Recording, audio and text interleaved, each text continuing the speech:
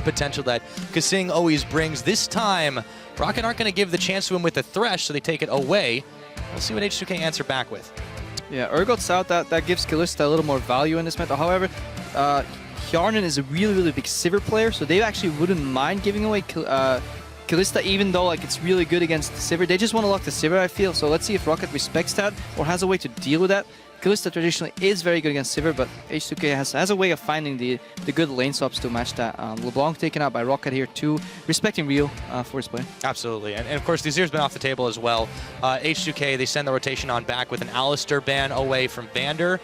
ROCCAT's got one left on the board. What do they spend it on? Cassiopeia maybe, you know, Cassiopeia first pick could be big for H2K. Good control mage, and it's really strong in an objective-focused team.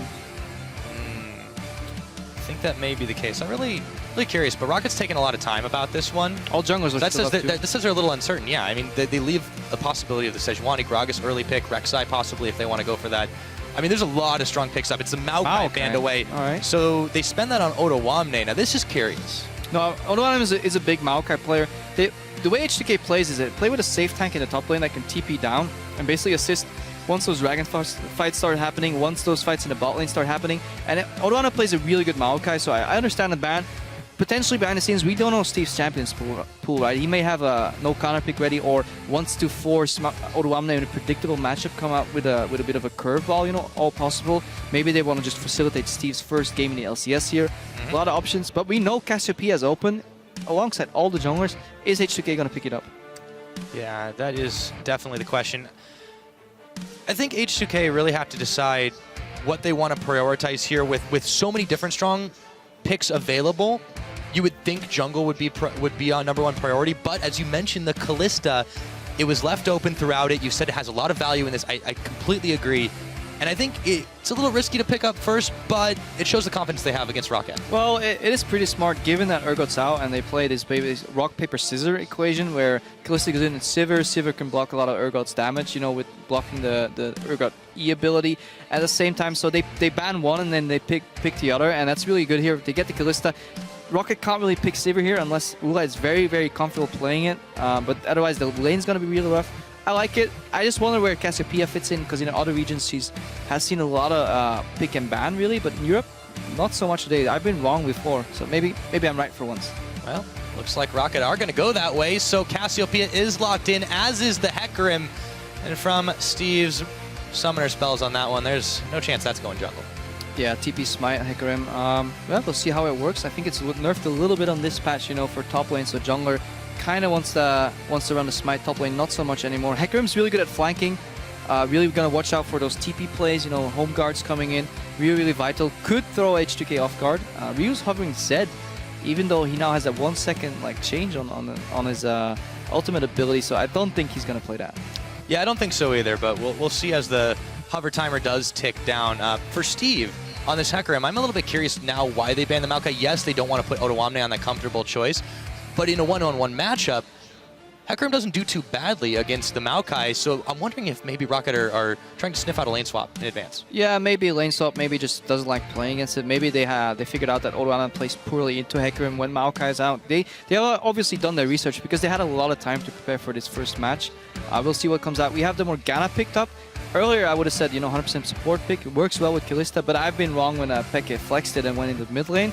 So we see Morgana flex, solid jungler. Rek'Sai over Gragas is a bit surprising. I usually rated Gragas a little higher than Rek'Sai personally, but Ulix knows best. Well, Kasing might be listening to you right now, Crepo, as they hover over the Bard. Hjarnan's still deciding what he wants for his AD carry. Well, yeah, so ROCCAT, you know, Woolite goes ahead and takes Lucian. This is a far cry from what we saw in some of ROCCAT's less successful games during last split, where he would go on a hyper carry and it would go to an hour or so, and it would be all down to getting caught once and then instantly the game is over. So this is a much safer choice. Lucian should fit fairly well into this composition. There's a lot of mobility outside the Cassiopeia, and I like to see what ROCCAT can do with this one. Lucian fits pretty much any composition. He lanes pretty much well into anything. I think it's a solid lane against the Kalista. It becomes more of a skill matchup, depends on the supports too. But we might not even see that lane with lane swaps potentially coming out. But the Fizz locked in. Yep, that is going to be Ryu's choice, and Ottawamne has a Gnar too. So this is a fairly favorable matchup in the top lane for H2K. Yeah, the Fizz is a little bit surprising given what Ryu is going to be up against here. So they had an answer for the Cassiopeia all along, so I guess they wanted to bait ROCCAT into picking it or just pick it late themselves. Fizz an answer. What worries me about a team with really like a big objective focus like H2K is they don't have any wave clear, really. Like usually you position well for objectives by controlling the waves into your favor, but Fizz is going to be easily pushed in the mid lane. Yeah, Gnar can control top pretty well, but so can Hecarim and TP down. Almost equally efficient, if not more efficient than a Gnar. Bot lane very strong. Morgana and Kalista, really nice combo. Even when you ulti the Morgana, for example, the tether will not break from her ultimate, so Kalista can actually replace Morgana in that equation. Little nifty trick there. Let's see what Vander rounds out this composition with in the support role. Looks like it's going to be Lulu. As the timer ticks away, that's peculiar. Hardly a strange choice for him, but yeah, in general, I am a little bit weirded out, I think, overall by this pick and ban phase. Maybe he felt that he lacked some tankiness on the team. Gragas being the only tank, Hecarim definitely wants to build a Triforce. Lulu ulti can offer extra tank ability to any character in the game, so in that sense it's okay. He's a ranged laner, so it kind of works, because against Kalista Morgana you definitely want to have the option to have double ranged. LC is going to get really tricky with the Kalista passive. Right, now that we've seen both the compositions locked in, what do you expect to see out of this? What is ROCCAT's game plan? What are they trying to do with these power spikes that pretty much happen all across the course of the game? I think we'll see a Righteous Glory engage from Gragas, body slam flash combo with a Lulu ulti. That's the ideal scenario, right? You send them in, he knocks them up, knocks some people back, while Hecarim TPs on a flank and surprises them. And I think they want to get favorable fights by getting the minion waves in their control. H2K's comp is very weak on wave clear. They have to snowball. I think if H2K gets behind more than 2,000 gold, it will get really tricky. But they have a lot of surprising damage. Fizz does a lot of damage. Kalista is good at controlling those objectives, has a lot of nice hidden damage. You know, once that passive proc is on and Morgana auto attacks once, that's 12% of your maximum health gone.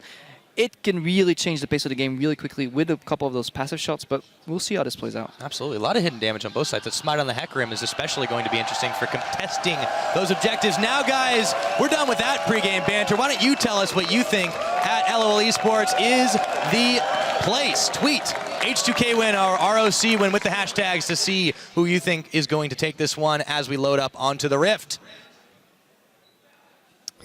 Let's see if any team has a cheese platter prepared, or it's going to be the standard fan-out line of scrimmage. Well, it is the first game of the split. We don't see the most shenanigans traditionally, but there's one thing I've learned since coming here, Crepo. Tradition is anything but a good indicator. Yeah, I love me some cheese, though, but I don't think so. What I really like, actually, we've seen these lines of scrimmage. I like faking it by sending your top laner and your jungler to one side, basically telling our team, yeah, we're just spreading out, but then collapsing with the other three members on one side to force a ward in. And it looks like the bot lane is actually doing that exact same thing.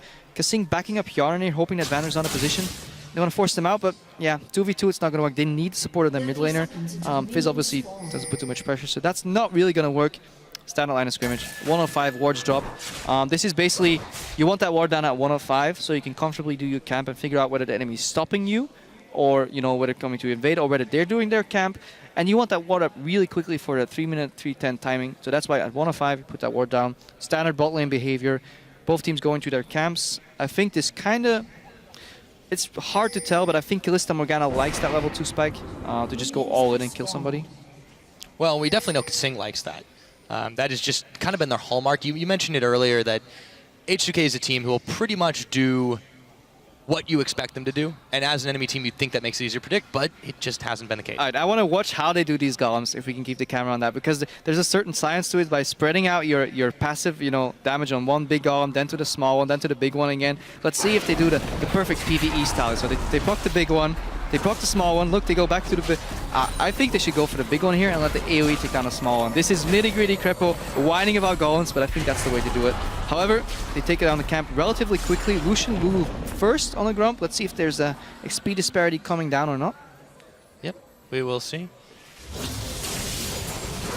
Back into lane now. The level 2 on Kasing. Yarnen's still sitting on level 1 himself, so... Oh, he took full XP then. Yeah. More XP than Yarnen, hoping to basically push the lane and have the bind be a threat. Good dodge from White. Yeah, I was going to say, it's only a threat if you can actually land it. Kasing's actually taking a lot more damage than he bargained for. Yarnen stepped forward and took a face full of Glitter Lance as well. Really like to play. The bind is down, so the zone control is out. Yarnen's still level 1. Really aggressive play and really solid play from ROCCAT. Really good reactionary play. They know what went down. They know that all the experience of the camp almost went to Kasing here, whether it was by choice or by accident. They dodged the binding, immediately put on the aggro switch. Really good reactionary play, and yeah, Woolite's come to play. Oh, yes, he has. He's definitely got something to prove here. So, serious CS lead to start this one off. Yarnin a little bit gimped by his CS differential. He just hits level 2 now. We'll see if he's able to tango with Woolite. And this matchup is all about pushing. Whoever pushes has the ability to poke. It's really hard to dodge a skill shot when you're getting pushed in because you can only dodge backward. Good bind there from Kasing because it limits the angles in which you can dodge, you know. If you're pushing, you can dodge forward, backward, and sideways, but they're fighting over the Skull Crab right here. Yeah, Yanko's in a bit of a precarious situation, but he should be able to escape nice and easy, but Lulex has the Prey Seeker. Nope, not quite up. He's not able to get it, so that one goes over to Yankos. The Crab Wars are a very integral part of the early game, Crab. Yeah, that vision definitely helps to set up your wards. You can, if you get the Skull Crab, it means you can actually put your ward in the Tribush if you want. Good aggro from Woolite, and Yarnin's forced to base really, really big here for ROCCAT. Yeah, that's really troubling. He's only able to pick up a longsword for all of his efforts, and now he's going to lose out on even more experience as Woolite Vander are pushing in this lane. So I really hope H2K have a backup plan right now because their bot lane is not going. Where is Ryu going? He's going up top. This is going to be interesting. Let's see if he can bully out Steve. He hits level 4, dives in, ignites immediately, taking tower shots as he playful tricksters into Steve Prediction. Otowane taking tower damage, and that's going to be first blood to Ryu. This was such a sick play, so sick that Otowane wasn't even ready for it. Ryu goes in, you know, gets a tower aggro, then hops up and playful and trickster, and he sees that Steve is moving out of the range, so he flashes while he's coming down from his pole and lands on top of Steve. Steve has no flash, so he can't counter flash. Beautiful play by Ryu, and this is how you punish somebody with TP Smite. You use the fact that he does not have a flash to your advantage, and somehow Ryu was allowed to push mid lane against the Cassiopeia. Not sure if that's supposed to happen. Yeah, not sure at all. He has been down a little bit of CS, but I mean, that's just because he was on that roam. He took a little bit of time, but absolutely worth it. He goes back, he gets himself a little bit extra items and extra Dorns, the wards he's able to pick up for it to grab some extra vision for himself. So, you know, we wondered about this Fizz pickup, but so far it's doing all right. Yeah, good deep wards here from Yankos. He comes in to support the mid lane. Basically, Nuktak wants to push in this lane safely, or at least contest that CS without getting ganked. Vander groups up with Yankos because they have the safety of the pink ward in the back, but they're spotted by a Sentinel, so not much is going to happen here. Yeah, we were talking about vision too. I mean, that's a very valuable part of Callista's kit that I feel like is undervalued, or at least is understated. Just because you don't have to invest as much in wards, you can utilize the Sentinels. Yes, they give 10 gold to your opponent, but small price to pay. It is, but it gives vision, but it's very tricky to rely on it because people can walk around. I remember this one game where the enemy jungler dodged 3 different Sentinels, invaded in the jungle, and basically punished the Callista, feeling safe. False sense of security, got punished really hard for that. Spring in Korea, I believe, yeah? Yep. Yeah. And I mean, that's an extraordinary circumstance, but you're right. It's not exactly a fail-safe. Now, Vander is able to dodge out the Dark Binding because he's having a hard time hitting those today. Ooh, nice dive from Woolite. He could be in some trouble. Woolite, not quite enough. The exhaust is on him. I feel like it's expensive down there. See, Woolite knows he is ahead. It's actually really smart. Didn't want to blow his heal or his flash because he knows if he flashes, he's only going to trade Yarn and flash for flash. And you don't want to do that when you're ahead because Yarn has to base anyways, you know. Save your flash, play nice, like, just get that advantage snowballing and make sure you can't get closed on by Lulex later. Really solid play by Woolite and good decision making. Junglers seem to be fated to meet up at that river area. Lulex not getting the better of it so far as Ryu was coming in. Yanko's still confident that he can throw a few more barrels his way. And ROCCAT's playing very well reactionary. You know, they see Lulex in the jungle, they react to it.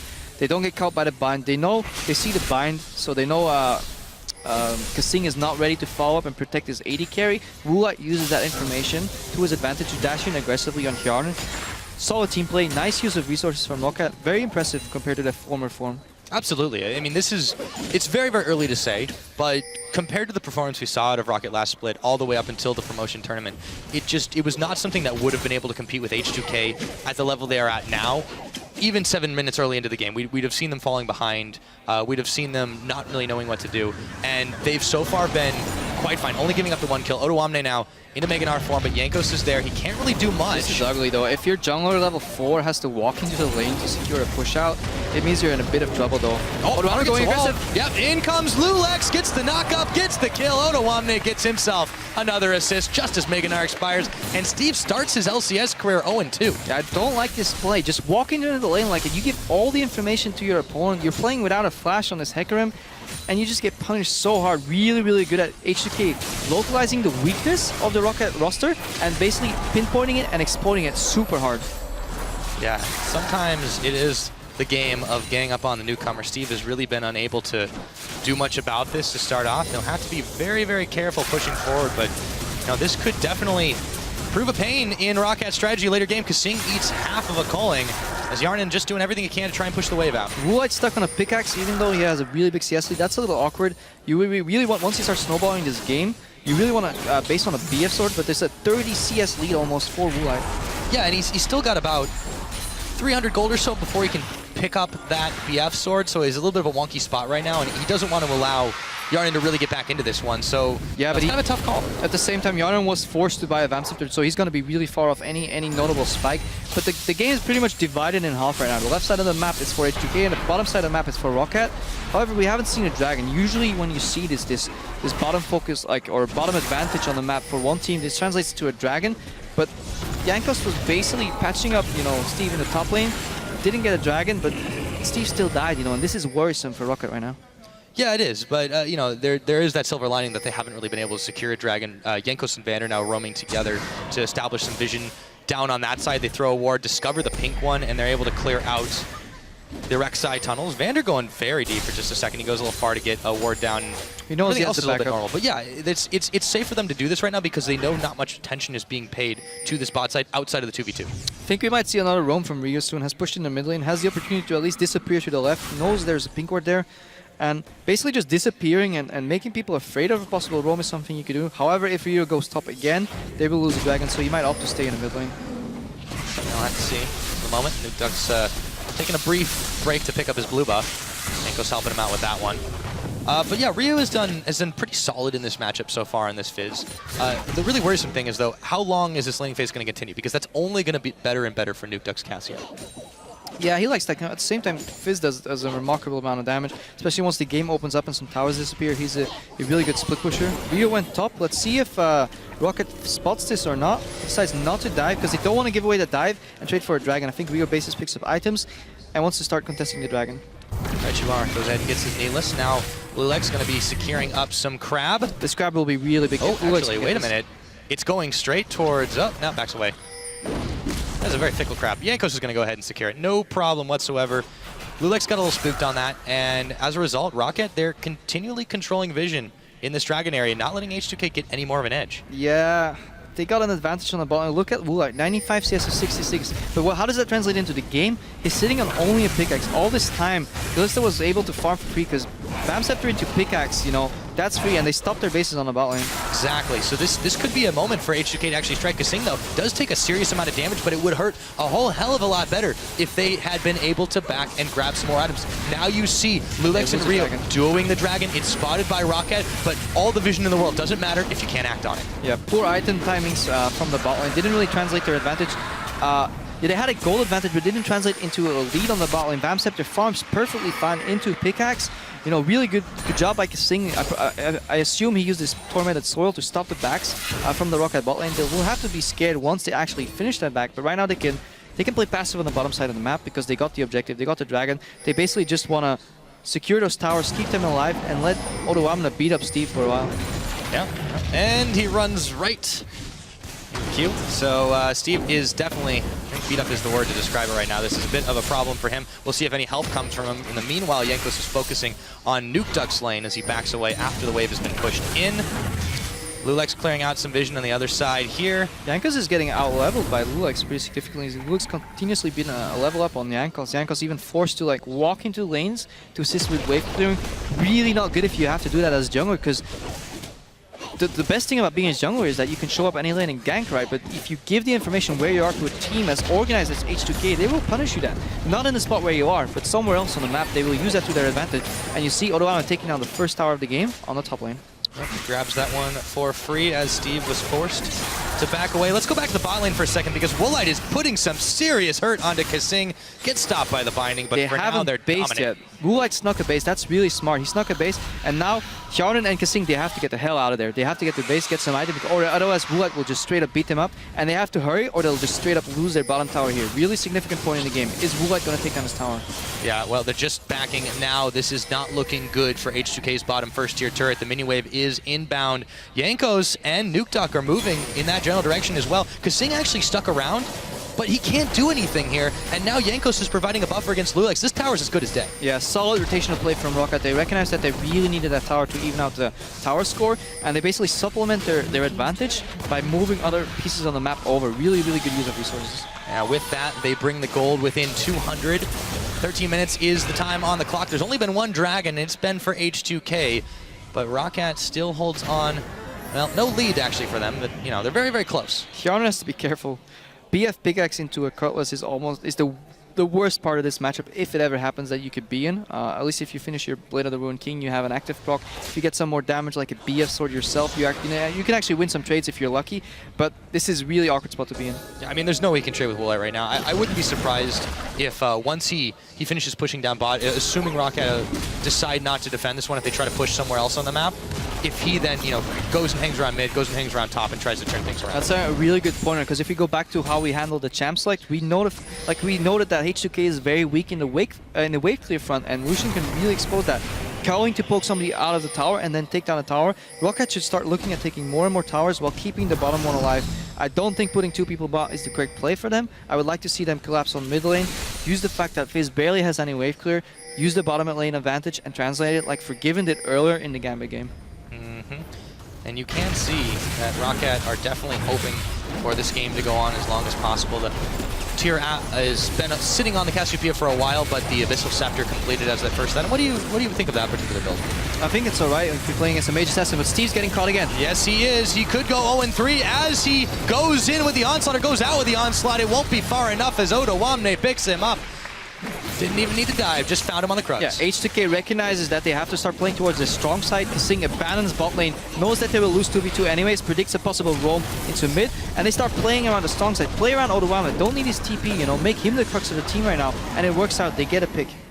They get another one. Yanko's forced to spend his explosive cast just to push them off of this one. Now you've got the waves pushing once again ROCCAT's way down bottom. Hjarnan forced to farm up his Krugs just to try and keep relevant. This is not looking good for H2K. Yeah, what did ROCCAT do in the last 2 or 3 minutes with the bot lane? Vander and Woolite pushed up, got to the tier 2 tower, did some damage in it, then decided to back off. They lost the momentum. Tempo is a really integral part of League of Legends right now, and ROCCAT lost a lot of tempo while H2K gained some, and this is really, really crucial for the state of the game right now. Yeah, I mean, they're focusing on a lot of their attention on Steve, and that's definitely working out well for them. They're literally ROCCAT are doing, yeah, exactly. ROCCAT are doing fantastic on bottom, but you're right, there's not a whole lot else going for them right now, and that's the issue. Yeah, but Steve's at the point where it's not worth killing him anymore, 0-3. So they basically just want to put him in awkward spots where he has to push out lanes and move all the Wamna, move that strong piece to another side of the map. We might see some TPs coming in. Yeah, we might see some Rek'Sai ultimates as well. Kasing knows he has some backup, and there is an Oda Wamne coming in. Fate's call from Hjarnan. They're looking for an extended engage. He throws Kasing in. Glitterlance goes, but Jankos is the target as they put the wild growth on him. Will it be enough? No. The spears get ripped out of him, and here comes Oda Wamne. Hjarnan picks up Vander. Steve, talk about a dead horse. 0-4 on the scoreboard, and H2K pick themselves up 3-0. And look at the timing in the game, 10 to 20 minutes. This is where H2K puts on the fire. They use their playstyle to their advantage, and somehow they come out on top again. Beautiful chains you see on Jankos. Rulix flashing for the knockup. They don't want Jankos to move anywhere, because once you eliminate the tank, ROCCAT has no tankiness left at all, and a really beautiful ulti from Oda, and their resource management has been beautiful. They play passive on the sites where they have to. They capitalize on advantages where they can, and it all culminates in 3 kills and a tower for H2K, and they're now 4,000 gold almost ahead. And it might even be another tower if you take a look. But let's take a look at how this fight went down. First off, starts with a bait from Kasing. Yeah, basically Kasing baits them in. Teleport comes in here from Oda. Face call is used for the knockup into the bind, into the watch Lulix. Flash knockup again. They basically call Jankos. He's dead.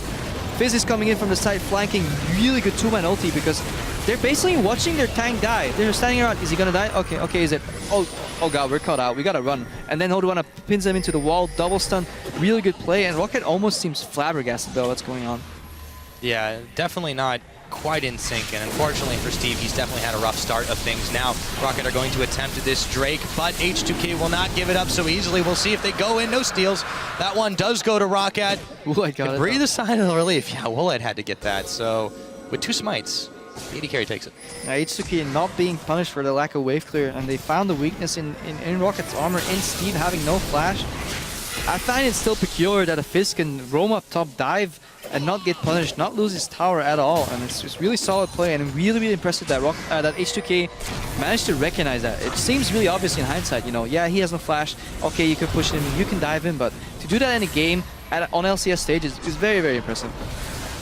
Oh, yes, indeed. So, with all of that, H2K have certainly pulled ahead in this game. They find themselves 3,000 gold up. The Dragons are even, but the kills are all H2K. 6-0 is that score line. In just a couple of minutes, Baron starts to hit the field.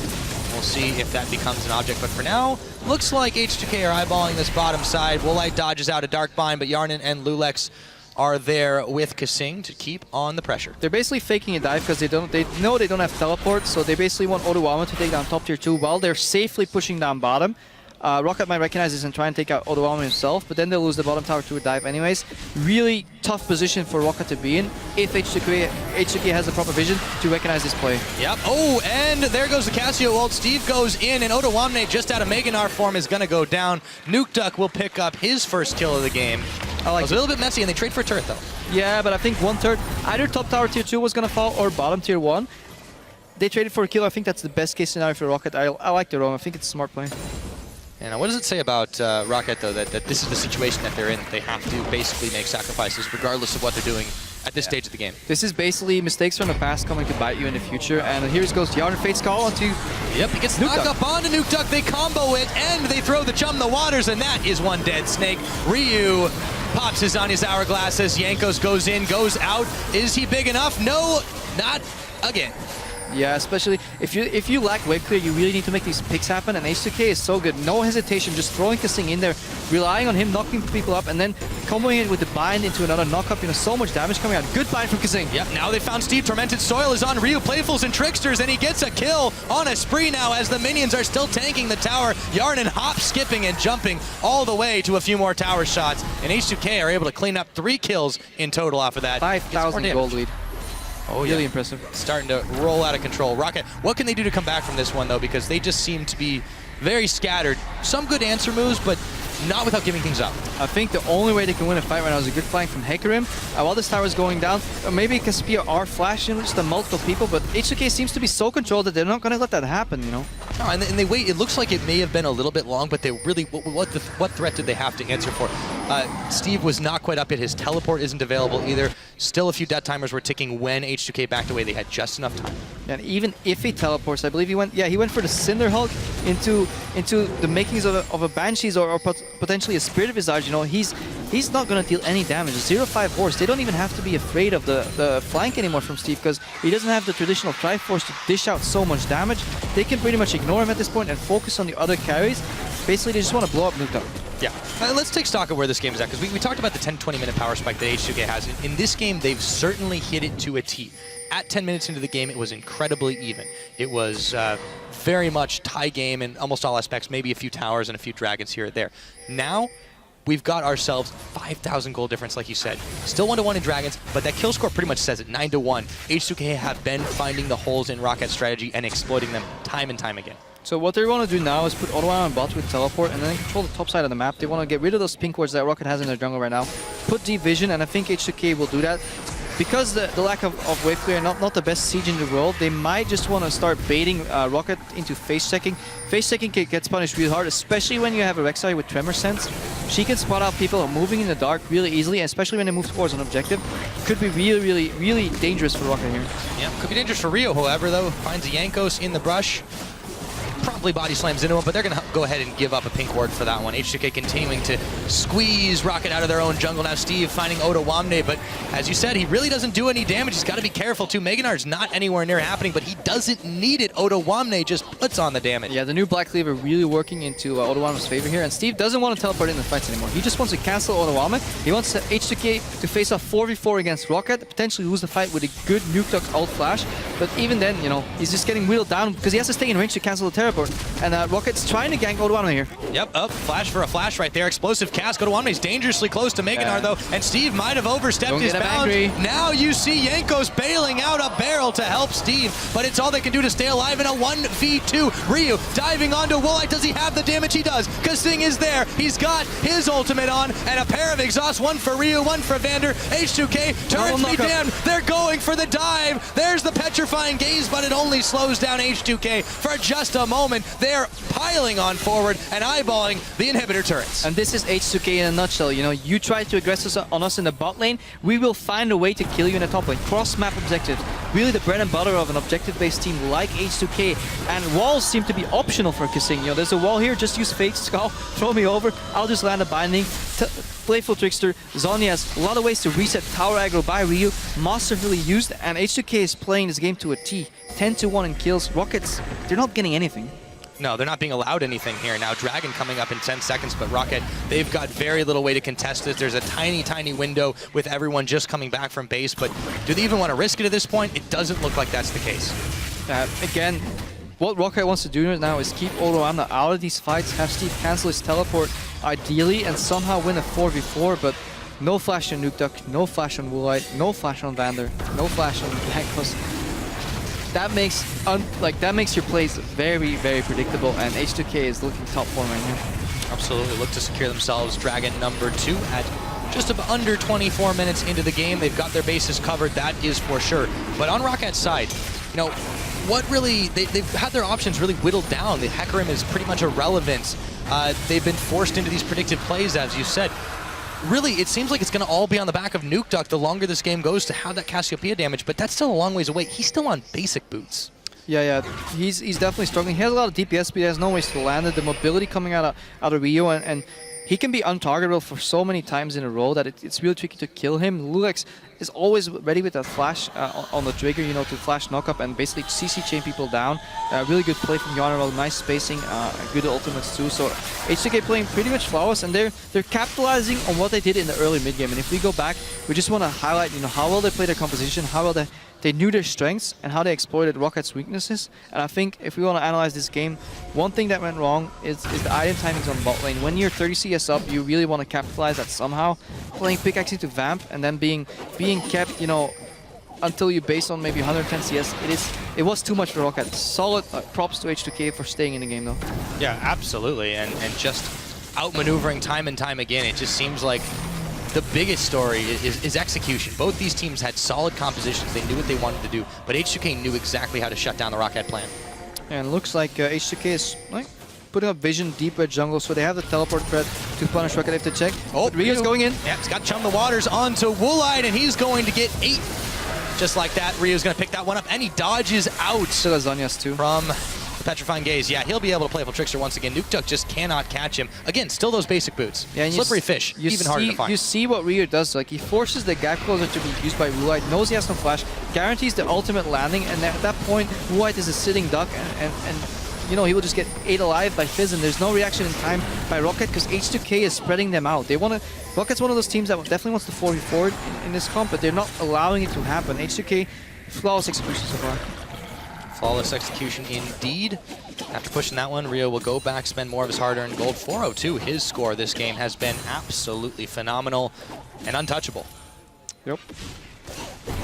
On the bot lane now, Otawamne. Making a feint of pushing at the bottom, seeing if he can bait out Steve. Sweep on the Baron to see if ROCCAT would be aware of this, but they know with 3 members there that something has got to be up. Ryu rushing to get back to this one. Yeah, H2K not getting too greedy. They just want to secure visions or wards in every single brush here so they can see ROCCAT's moves and take the safe Baron, because they don't have a timer, right? Because Otawamne will beat up Steve 1v1.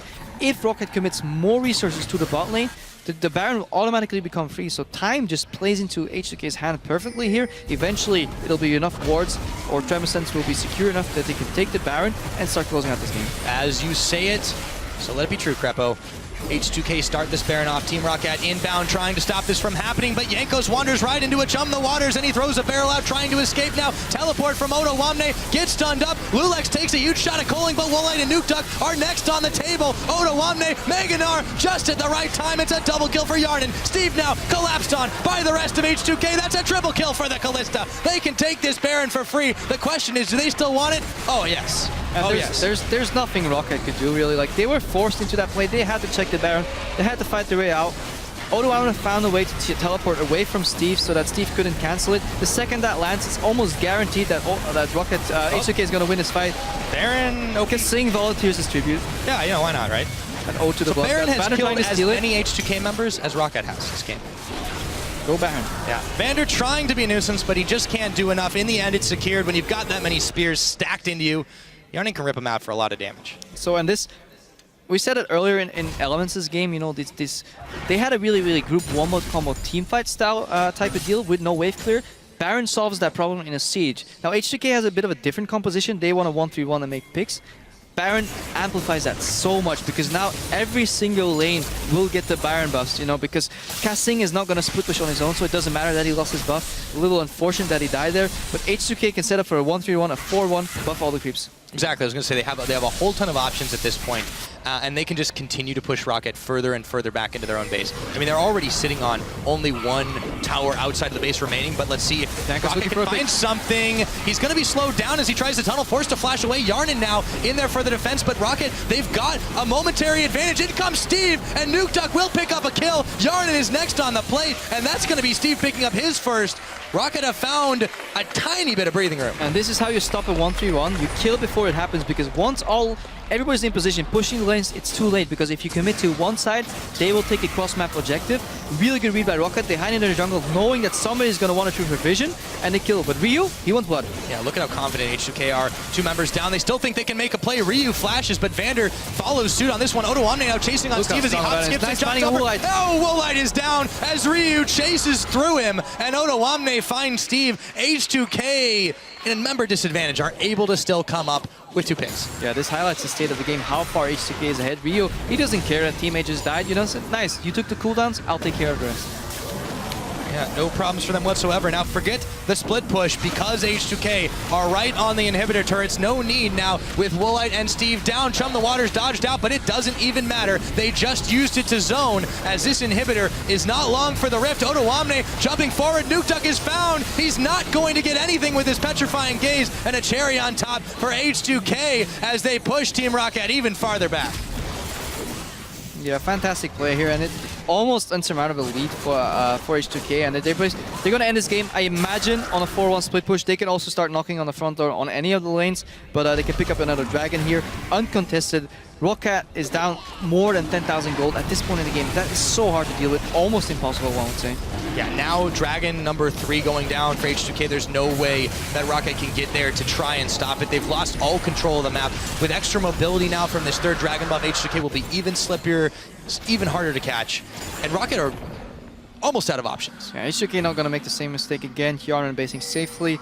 We just saw a trade for Dragon for double golems, slightly in H2K's favor here. Just a little bit. Just a little bit. 3 kills for ROCCAT. We see a lot of one-sided games today. A lot of teams that, you know, snowball their advantage without giving away too many deaths, and that's what we highlight at the start of the show, where we show these fancy graphics we made.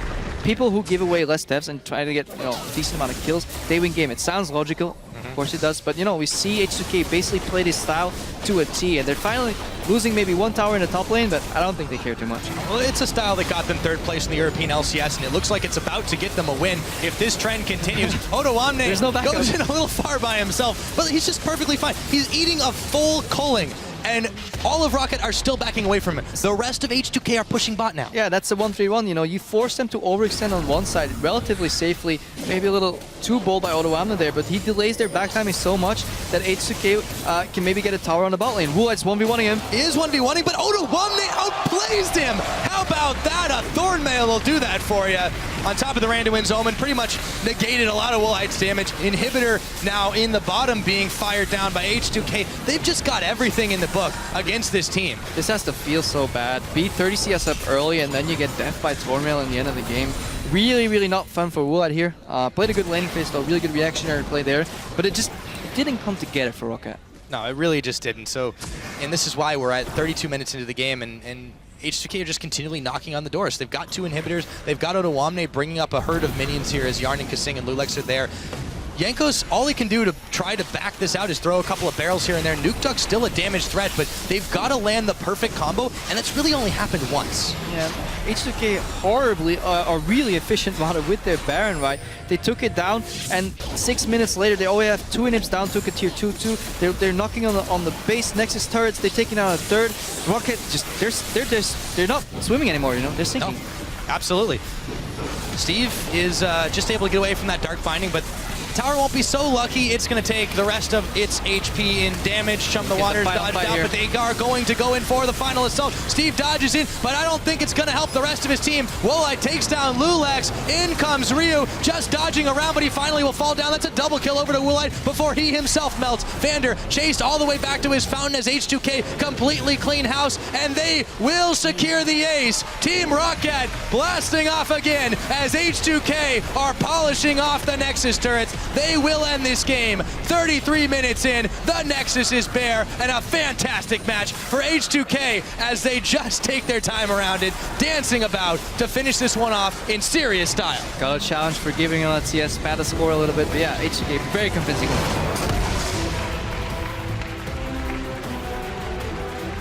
What a way to start off the split. Both teams, really, and you know, ROCCAT, they definitely made some changes. We saw them doing some very positive things early on in the game, but you're right, it just didn't come together for them. For H2K, the tried and true worked out once again. Yeah, but just I think what really sums up this game is the opening that Rio found on the level 3 roam to top. I'm not sure if that's supposed to happen in the Fizz Cassiopeia matchup. She should have, as a control mage, enough control to at least keep the wave even, highlight that the roam is possibly to happen, or Jankos can defend the Hecarim without the flash. Questionable TP smite too. Maybe he should have just opted for a flash to be safe. First game in the LCS, you know people are gonna pick on you. No flash invites you to get dove, and yeah, I want to really commend Rio on finding that opening because I think that really sealed the deal. We have to remember that bot lane was down 30 CS. Little awkward bot lane buy timings that kept that in the game, and that just shows how smart Kasing and Garena are as a duo bot lane. One of the, if not the best bot lane in the LCS right now. Well, certainly made a statement for it today, and ROCCAT still got some work to do, I think. That is more than fair to say.